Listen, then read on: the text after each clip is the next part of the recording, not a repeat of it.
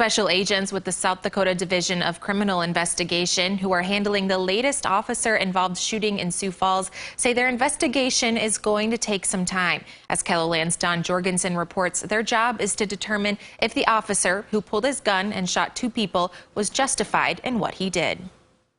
The two people were rushed to the hospital on Tuesday afternoon at about 1:30. The 22-year-old female driver was shot multiple times and remains hospitalized. Her passenger, 48-year-old Thomas Tubols, was also shot, but was treated and released before being arrested on warrants. Now it's up to the DCI to dig into the case. When talking about officer-involved shootings, I think it's important to understand the role of the DCI. Mike Hockett, a special agent and supervisor for the DCI, wouldn't talk specifically about this shooting, but he's had to deal with several other officer-involved shootings throughout his 20-year career in law enforcement. He says the DCI is sort of a third party in the investigation and follows procedures that are very thorough. So we will go step by step and initially deal with the scene and the people and the critical aspects of those first.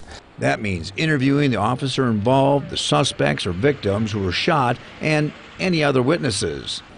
It also means collecting and reviewing surveillance video or body cam video. They're very crucial, and that is one of the things that sometimes can delay investigations, not from the standpoint of getting them in our possession, but sometimes there's so much video when you're talking surveillance cameras, audio, video, any sort of body cameras that might be available. It takes time to review that stuff, because one of the things that we look at is we have to be extremely thorough and paint a 360-degree picture of this thing to provide the Attorney General's office to make a determination on them. Because in the end, it'll be the Attorney General who will review all the facts and findings and make a determination on whether or not the officer-involved shooting was justified.